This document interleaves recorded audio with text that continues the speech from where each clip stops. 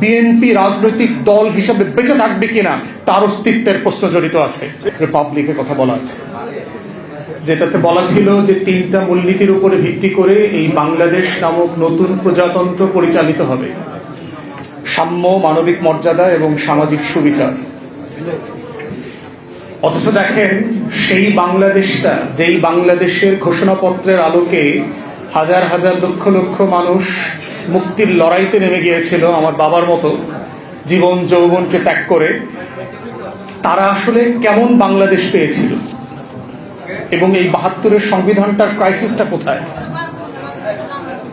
গাঠনিক একটা ক্রাইসিস আছে 72-এর সংবিধানের, সাবস্টেন্সের আগে সেখানে বলছি আর কি। গাঠনিক ক্রাইসিস কোথায়? সেটা হচ্ছে যে 72-এর সংবিধানটা আসলে কে তৈরি করেছে। আপনারা যদি গণপরিষদের সদস্যদের তালিকা দেখেন, তাদের অলমোস্ট প্রায় সবাই হচ্ছে 70-এর পাকিস্তানের যে লিগাল ফ্রেমওয়ার্ক অর্ডিন্যান্স ছিল, ইলেকশনের ফ্রেমওয়ার্ক অর্ডিন্যান্স, সেই অর্ডিন্যান্সের উপরে ভিত্তি করে নির্বাচিত সংসদ সদস্যরা। এবং তাদের আসলে ওয়াদা কি ছিল? What was their pledge to the nation ইলেকশনে? যে তারা পাকিস্তান নামক রাষ্ট্র, তার স্বাধীনতা, তার সভরেন্টি, তার সংবিধানকে মান্য করবেন। That was their pledge. এখন ইনএভিটেবল কোয়েশ্চেন ইজ, পাকিস্তান রাষ্ট্রকে ধারণ করবার জন্য, পাকিস্তান রাষ্ট্রের সংবিধান, পাকিস্তানের স্বাধীনতা সার্বভৌমত্বকে লালন পালন করবার জন্য যারা ওয়াদাবদ্ধ ছিলেন, তারা কি আসলে একটা নতুন বাংলাদেশের সংবিধান প্রণয়ন করবার দায়িত্ব নিতে পারেন কিনা? এবং এটাই হচ্ছে 72-এর সংবিধানের ক্রিটিক্যাল কোশ্চেন, যে এই কোশ্চেনের ম্যান্ডেট বারবার প্রশ্নবিদ্ধ হয়েছে। এখন অবভিয়াস কোশ্চেন হচ্ছে যে তখন তো সময় ছিল না, আমরা কি করব? গণপরিষদ নির্বাচন দিলেন না কেন? যে আমরা নতুন নির্বাচন করতে চাই, নতুন সংবিধান তৈরি করতে চাই, করলেন না, ফাইন। তারপরও এটাকে সংশোধন করবার সুযোগ ছিল। সংবিধান কমিটি যেটা হয়েছে, তারা রিপোর্ট দিল 72-এর নভেম্বরের সম্ভবত। আপনি এটাকে রেফারেন্ডামে কেন দিলেন না? যে আমরা এই গণপরিষদ একটা সংবিধানের ড্রাফট করেছি জাতির ম্যান্ডেটের জন্য, এইটা আমরা এখন জনগণের সম্মতির জন্য আমাদেরকে রেফারেন্ডামে দিচ্ছি, দিলেন না তো? তাহলে যেই সংবিধানটার সম্মতি জনগণের কাছ থেকে নেওয়া হয় নাই, সেই সংবিধানটা আমার ওই ঘোষণাপত্রের সংবিধানটা কিভাবে হইল? যে একটা ফ্রি রিপাবলিকের কনস্টিটিউশন, যেটার জন্য কোনো ম্যান্ডেট নেওয়া হয়নি জনগণের কাছ থেকে। থার্ড, এত ভুলের পরেও আপনি এটার খতনা করতে পারতেন আরেকবার। 73-এর মার্চ মাসে প্রথম নির্বাচন হচ্ছে, আওয়ামী লীগ ইলেকশন ম্যান্ডেট নিতে পারত যে আমাদেরকে প্যারালালি আপনারা ভোট দেন, এইটা ম্যান্ডেট দেন যে আমাদের এই নতুন সংবিধানটা যেন জাতীয় সংবিধান আকারে গৃহীত হয়। সেই ম্যান্ডেটও আপনারা নেন নাই 73-এর নির্বাচনে। তাহলে যেই সংবিধানটা মানে ইন ইটস ভেরি এসেন্স গাঠনিক প্রসেসের ভিতরে একটা ইললেজিটিমেট ডকুমেন্ট, সেইটাকে আপনি আমাদের আজকে 56 বছর পরেও থার্ড জেনারেশনের উপরে চাপিয়ে দিচ্ছেন the only basis to legitimize any uprising posthumously. সেটা আপনি কিভাবে করেন? করতে পারেন না তো। এটা জেস্টেশনই একটা ইললেজিটিমেট ডকুমেন্ট 72-এর, যেটা গাঠনিক প্রক্রিয়াটা সঠিক ছিল না, জনগণের সম্মতি নেওয়া হয়নি। স্বাধীন দেশে পৃথিবীতে কোথাও জনগণের ম্যান্ডেট ছাড়া কোথাও কোনোদিন কোনো সংবিধান হয় নাই। ইদার আপনি স্কটিশ মডেলে যেতে পারতেন। 2014-তে, 15-16-তে স্কটিশ রেফারেন্ডামের আগে তারা টোটাল ডকুমেন্টেশন রেফারেন্ডামের আগেই জনগণের কাছে দিয়ে দিয়েছে। কই 69-এ গণ অভ্যুত্থান, কই আপনারা তো প্রস্তাবিত বাংলাদেশ রাষ্ট্রের সংবিধান নামে কোনো কিছু প্রস্তাব করেন নাই। তাহলে 69-এর গণ অভ্যুত্থানে আমার ম্যান্ডেট পাইতাম, 70-এর নির্বাচনে আমি ওই সংবিধানে ম্যান্ডেট পাইতাম, 71-এর যুদ্ধে আমি ওইটার জন্য ম্যান্ডেট পাইতাম। সেটাও আপনি করেন নাই। আপনি পোস্ট কিছু করেন নাই, প্রিভিয়াসলি কিছু করেন নাই, কিন্তু জনগণের উপরে চাপিয়ে দিচ্ছেন as if this is the only document to জাজ the nation right or wrong. এখন প্রশ্ন হচ্ছে with regard to the substance, is it a very well drafted constitution? No, it is not. পৃথিবীর ইতিহাসে আমরা যারা আইনের ছাত্র, সবচেয়ে ব্যাডলি ড্রাফটেড কনস্টিটিউশনের একটা হচ্ছে এই 72-এর সংবিধান, সবচেয়ে বাজেভাবে লিখিত সংবিধান। এবং ভারতীয়রা দাবি করেছে এই সংবিধান তারা করে দিয়েছে। কলকাতা হাইকোর্টের যিনি সিনিয়র অ্যাডভোকেট ছিলেন সুব্রত রায় চৌধুরী, ওনারা এই সংবিধান লিখে দিয়েছেন ভারতের পক্ষ থেকে এই সংবিধান দেওয়া হয়েছে আমাদেরকে, এবং আপনি যদি ভারতের সংবিধানের সাথে বাংলাদেশের সংবিধান পড়েন, article by article, words by words, comma and semicolon, আপনি এর সাথে মিল খুঁজে পাবেন, except the federal state. Bharat একটা ফেডারেল স্টেট, তার যে কাঠামোগত পার্থক্য আছে এটার সাথে আমার সংবিধানের, আমরা ফেডারেল না ইউনিটারি মডেলের স্টেট, সেই স্টেটের যে ডিফারেন্স, এছাড়া বাকি সকল প্রভিশনের ভিতরে আপনি সেটার পাবেন, মিল খুঁজে পাবেন। কারণ পার্থক্যটা কোথায়? ভারতে তো কোনো ঘোষণাপত্র নাই স্বাধীনতার। ভারতে কি রক্তাক্ত যুদ্ধ হয়েছে 47 সালে? আমার গর্বের জায়গা কোথায় যে আমার একটা রক্তস্নাত যুদ্ধের মধ্য দিয়ে আমি একটা দেশ পেয়েছি। আমার হাজার হাজার মানুষ জীবন দিয়েছে এই দেশটার জন্য।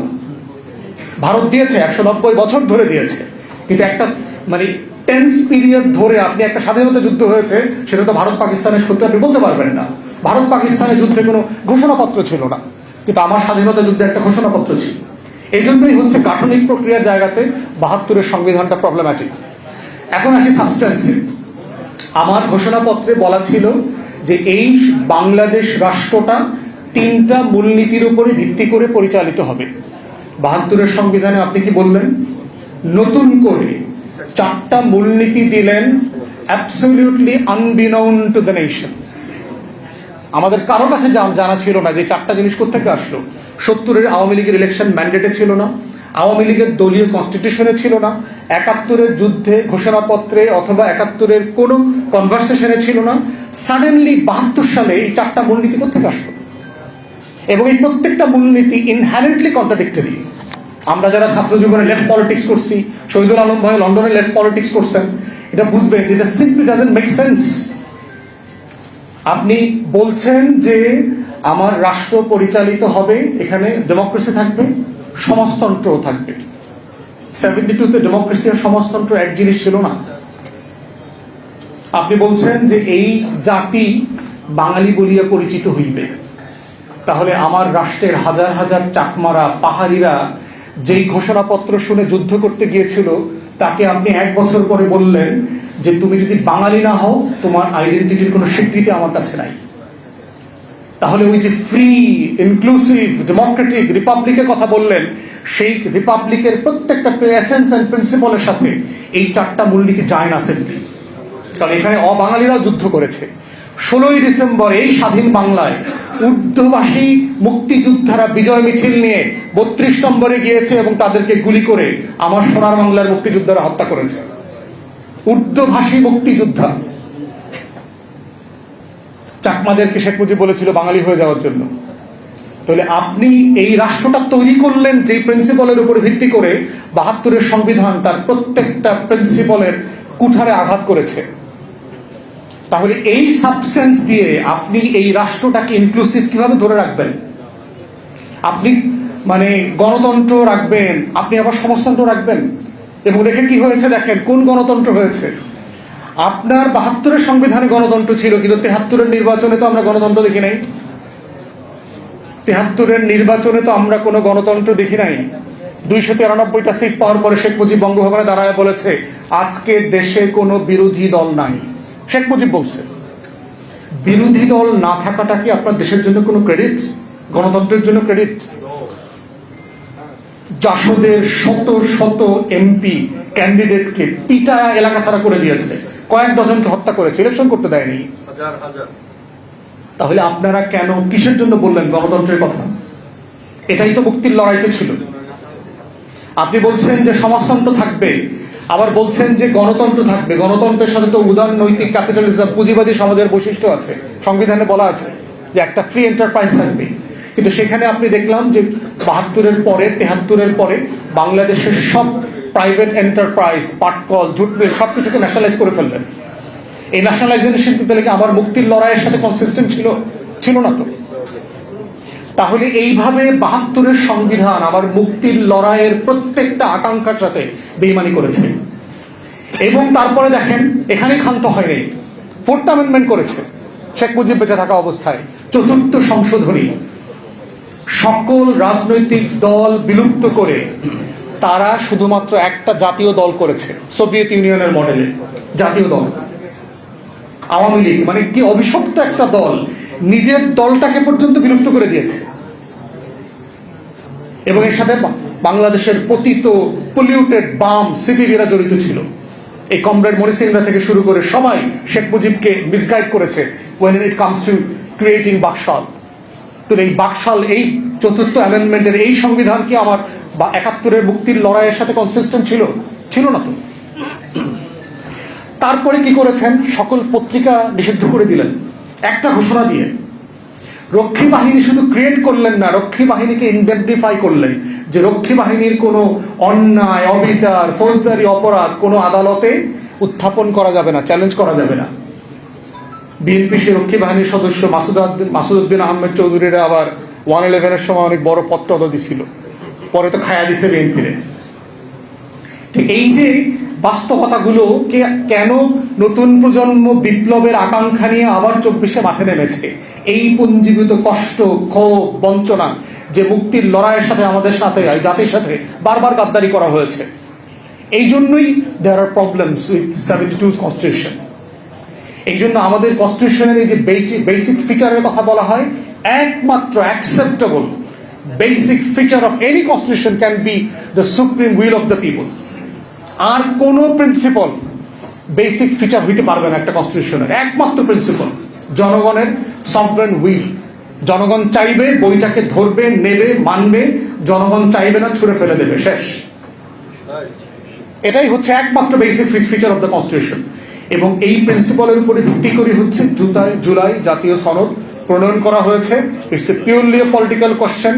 Nothing within the definition of the ordinance or the order or the constitutional framework it can be justified. It's a pure political question, sovereign will of the people. এবং গণ অভ্যুত্থানের রায় অনুযায়ী এটাকে বাস্তবায়ন করতে হবে।